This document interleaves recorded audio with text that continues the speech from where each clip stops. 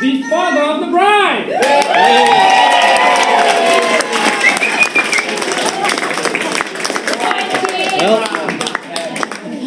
Well, ladies and gentlemen, the most important part of this do is my beautiful daughter, Lindsay, and our wonderful husband, Alan. Today is a day filled with joy and love, as we gather here to celebrate their union and embark on a journey of happiness together. Lindsay, my sweet girl, it feels like just yesterday when you were a little girl, constantly bringing laughter and sunshine into our lives. And Alan, from the moment you entered our family, you brought a great sense of humour that has truly made us all laugh out loud. I remember the first time Alan nervously asked me in your hand in marriage, Lindsay. He was so anxious that he nearly tripped over his own words. But in that moment, I saw the pure love he had for you and knew you were meant to be together. And now seeing you both sitting here, no standing, but sitting here today, radiating happiness and love, it warms my heart more than words can say.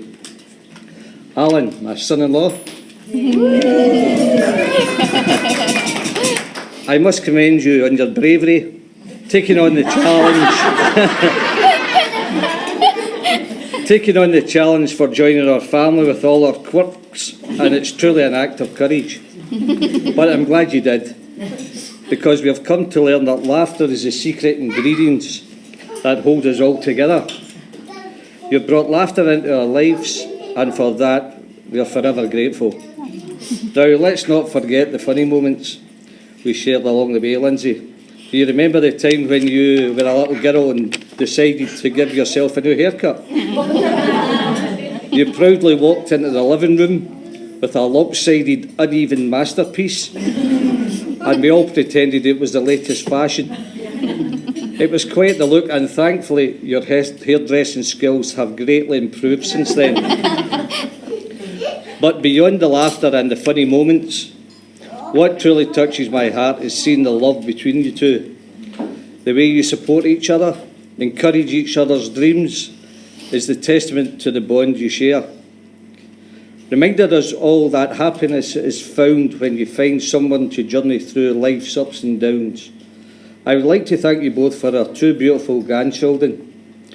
And as you begin the new chapter together, may your lives continue to be filled with laughter, cherish each other, and remember to always find humour, even in the most challenging situations. To Lindsay and Alan, may your love story be eternal, and may your lives be filled with laughter and happiness.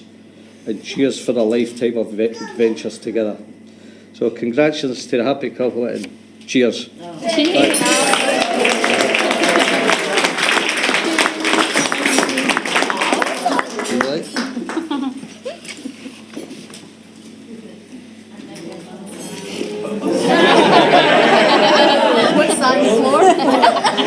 I'll get it in a second. I'll be honest, I thought James's was going to be rubbish. So it's just made my life a little bit more difficult. But firstly, thanks for the kind words, and thanks everyone for coming. It's a bit of a cliche, but like last night this isn't part of it, but last night I came in seeing all family and everything. I walked into our flex room and actually got a bit emotional, everyone being in the same room. So no, it's really nice. Obviously, thanks to James and my dad and Tina and my mum for the generosity. Otherwise, you'd all be sitting on plastic chairs waiting on your beans on toast. Just want to thank, obviously, the bridesmaids for helping Lindsay plan the wedding and for helping her pick the dress. Because it's a good choice. And obviously, thanks to Matt for learning the guitar playing down the aisle, because I know you were very nervous about that. And there was no bum notes, I don't think. If there was, I didn't notice. But that's the introduction out the way. And for the rest of the speech, I've sort of gone a little bit off piste, and I'm starting to regret it now. I was confident this morning, but I'm not going to dance or nothing, don't worry. What does he do?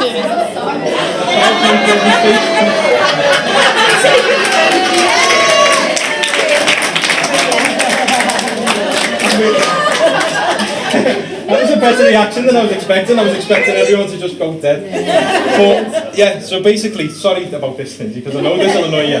But I couldn't stand and talk. I couldn't do it. So I've got the little cues and everything. So we'll get right into it. Why do I want to spend the rest of my life with Lindsay? Does she make me feel special and loved every minute of every day? And does she always tell me how much I mean to her and how she couldn't live without me? No. No, she doesn't. I do her head in most of the time, and she does my head in the rest of the time. And if we're not doing each other's heads in, the kids do our heads in. So, why do I want to spend the rest of my life with Lindsay? No, me and Matt came up with a couple of visual ways to demonstrate that. They didn't last very long because they're not great. But the first one was a Venn diagram. So you've got Lindsay there, and you've got the perfect wife there, and they don't always have the same thing. So a wife might be forgiving and gentle, and let me sit on the toilet for half an hour while the kids have a meltdown. Whereas Lindsay shouts, loses things, and curbs me alloys.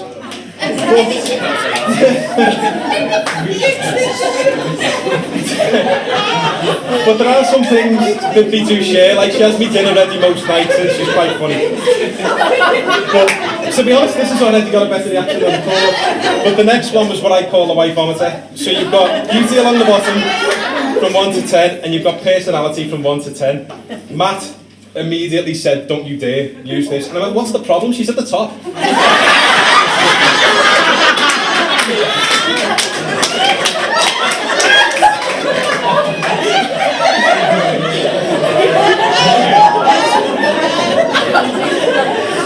So we said, don't dwell on that for too long, and we'll get into the rest of it. So in the end, we settled on a pros and cons exercise. I thought not much can go wrong with that until I started with the cons, but we'll see how annoyed Lindsay can get. So she always shouts at me. I don't know why, it's not as though I do anything to embarrass or upset her, so I don't know why she shouts at me, but she does. Lindsay doesn't like any of the things I like, and a particular example of this is the day I proposed. Like, I picked a viewpoint about 20 minutes from here called Honest Head, and I had the idea in my head. I was like, this would be dead romantic. We'll go up a mountain, and I thought the land will never be built on, so we can always go up there for the rest of our lives. We can go up there into our 60s and relive the moment. The second we got out the car, I'm cold, my knees hurt. Why are you dragging me up a mountain? Was it much longer, all that palaver? By the time I got to the top, I just wanted to throw the ring in a bush. And you see her face there, all happy and smiling. I'm sorry for swearing, but you know what she's saying? Fuck off.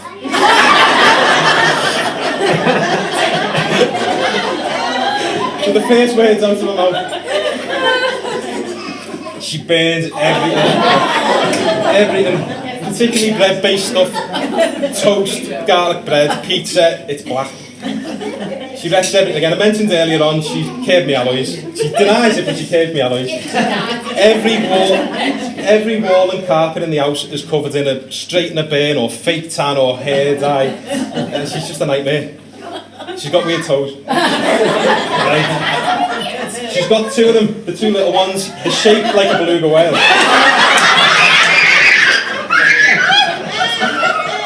And they've got, I swear that, I'll get it to stand up in a minute and show you. And they've got the tiniest little razor sharp nails that grow straight up. You can have a look in a minute. She won't cuddle me. See, this is a big one in our house, this, because I'm a cuddler. Right, so we'll sit down and we'll watch the telly and whatever, and I'll go like that, for her to come and give me a cuddle, and she looks at me like that.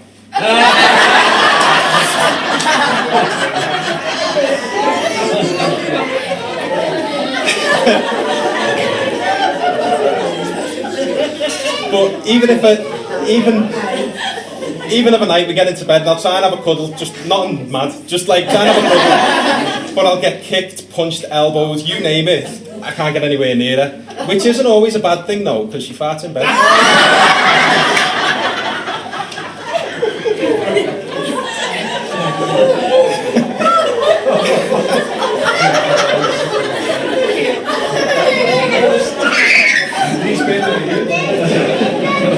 It's not all bad news though. Lindsay puts up with a lot of my nonsense. She's dealing with it now. But it's not just that, I'm a nightmare to live with, as you can imagine. I jump out at her and scare her, and she'll be cooking the tea, and sorry James, I'll pull her pants down and whatever. She does the same to me though, she just pull her pecs down. Yeah, so she puts up with a lot of stuff. And she's laughing imagine most brides now. They wouldn't be laughing like that. Yeah, she might not share all of my interests, but she supports me in them. So the likes of that walk, Lindsay really didn't want to go on it. And most wives, as I said, piss off going, but Lindsay came with me. And I've always got some sort of silly hobby that I'm into, whether it be the go-kart or footy or gliding. And she always, she's always supportive, which is obviously special in a partner. Lindsay's brave. Whoopsie daisy.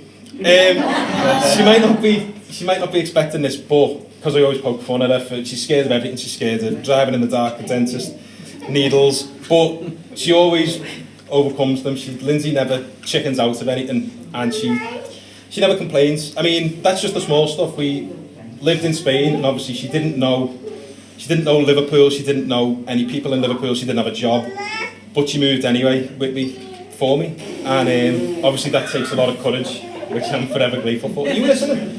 Yes. This one goes without saying, really. Look at her. I remember the first time, I've not even met Lindsay the first time I saw Lindsay. We were in a party in Spain, and we didn't even know each other, but I remember she stood out. She looked like a model. She had like a coral dress. And you know that gold necklace thing that you got the bangle thing? And she just stood out as a model, and as a fella you see a girl like that and you're like, she'll never look at me in a million years, but somehow I managed it. And obviously today she looks even better than the day I met her. Another one that you might not be expecting, Lindsay is incredibly strong. The first thing that comes to mind is, a lot of you remember, Lindsay used to smoke quite a lot, 20 a day, really. And the day she found out she was pregnant with Lindsay, all that, it was vaping at the time, it just went in the bin, and she never went back. Now anyone that smokes knows that takes some strong will, and I'm not sure we ever really, I didn't give her enough credit for that, because we just all took, because she didn't complain, we all took her for granted. But not just that, obviously through the birth of both of our kids, you always say I'm too posh to push because they were C-section. But Lindsay was scared. She was scared of the needles, she was scared of the surgery, she was scared to become a mum. But she came through it with a resilience that I only ever really see from Lindsay. See, Lindsay would be alright without me. She's got the character for it, but I wouldn't be able to live without Lindsay. And Lindsay obviously giving us two perfect children. This was another one, because another thing that Lindsay surprised me with, she always joked, or half joked, that she wasn't very maternal. Don't you start. She always joked that she wasn't maternal and she never really wanted to have kids, or even weren't really too interested. So when we found out we were pregnant with Eva, we were both standing in the kitchen next to a pan of beef stroganoff, crying. We were terrified, but we needn't have been, because from the moment Eva was born, Lindsay was a natural. She took to it like a duck to water. It really shocked me. And then when Finn, we found out we were expecting Finn, there was none of that fear, because I knew we would be all right because of Lindsay. A bit of a cliche, this one, but Lindsay's my best mate. If she shared some of my interest, I would do everything with Lindsay. I can't think of anyone I'd rather spend my time with, genuinely. She's just as... See, if the roles were reversed, she'd do something daft like this. Yeah. She'd leather me. She's just as silly as me, she's got a great sense of humour, and I don't laugh as hard or as much as I do whenever I spend time with Lindsay. And the last part, I'm proud to call me wife. What more can I say about Lindsay? She's got everything you could look for in a friend, a wife and a mother. Stop crying.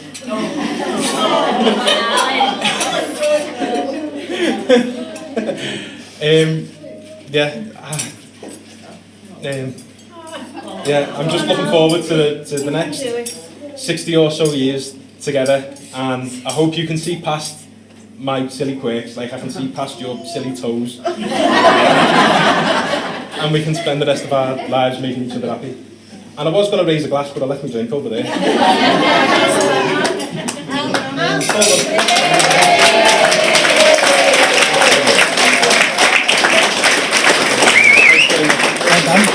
Well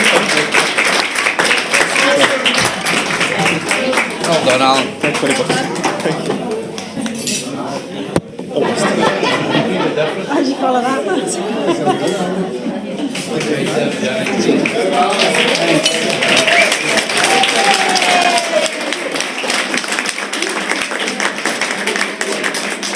So, two incredibly tough acts to follow. Well done to James and Alan, made it difficult for me. And what an amazing day it's been all the way through. I think my personal highlight has to be Lindsay walking down the aisle. What a moment, eh? And how about that guitar player? I don't know how much they're paying him, but whatever it is, it's not enough. Invoices in the post. So, my name's Matt, and I am the best man. And I have to say, it was great to hear Alan finally admit that. I've known Alan for 20 years, since we were both 3 years old. All right, we were 11. Thought I'd get away with that. So I could speak for hours, recounting our entire 20-year friendship, to tell you all about who he really is as a person, and how that might translate to his new role as a husband. But instead, I'm going to focus in on the last 10 minutes.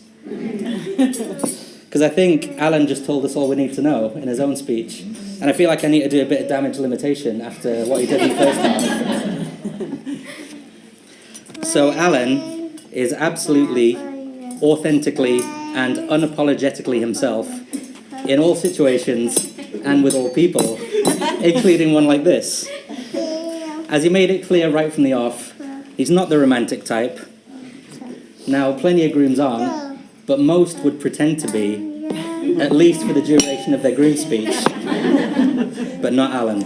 No way. He chose to deliver the first half as a comedy roast / an excuse to just have a moan. Let's face it. He loves a room full of people to have a moan to. And to be fair, they say when writing a speech, be true to who you are. And it's completely true to who he is. If he has a thought, he says it. If he sees some kind of flaw in you, it's getting mentioned immediately. I think this might be the first time in 20 years that he has not criticised my fashion choices in some way. And it's only because he picked my suit out for me. Actually, he did have a bit of a pop at the shoes. And it was not 1 month ago, we were getting up to get off a plane coming back from his stag weekend, that he announced loudly and out of the blue to the entire cabin that I'm going grey. Thanks for that. So, I think a key requirement for being one of the special people in Alan's life is an ability to fire back and engage in a healthy verbal back and forth. And luckily, I know Lindsay has the strong will and the quick wit to put him in his place whenever it's needed, which it sometimes is. But having said all that, the second half of Alan's speech showed us just as much. Despite not being the romantic type, he does go to great effort to show just how much he cares when it really matters. Things such as planning the picture-perfect proposal up on top of a mountain. It might have been a bit of an ordeal. In the picture, it looked like it was perfect. Or getting up in front of a room full of people and delivering half a speech full of wonderful compliments. And don't forget about the first half. And of course, for a while now, Alan has been making the ultimate commitment to Lindsay and his family by being willing to be seen driving around in public in a Volvo.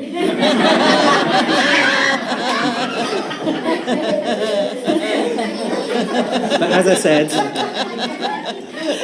Alan is absolutely himself always. There's no pretense in him whatsoever. And so, in the second half of the speech, these lovely things he says, you can be absolutely sure that they are 100% genuine, because he wouldn't say them otherwise. So now, for me to be genuine. Alan, you're my best friend, and it makes me so happy to see you so happy on this day. Standing here as I think back over the many, many years that we've known each other, It makes me so, so proud to see how much you've grown. And like probably all the speakers today would say, and anyone here who does know me a long time will know and can attest, I'm about the furthest thing from a public speaker anyone could ever have. To be honest, I'm barely a private speaker. Truthfully, there's probably only one person in the world who I would get up and do this for. Actually, after today, we have to make that two people. Alan and Lindsay Fitzpatrick. Be the first one to say that. I just want to round off this speech by thanking you both for allowing me to be such a large part of your special day. You're an amazing couple, and you've built such a wonderful life together with a beautiful home and family. You're incredible parents to Eva, Finn, and of course not forgetting Slinky, who couldn't be here today.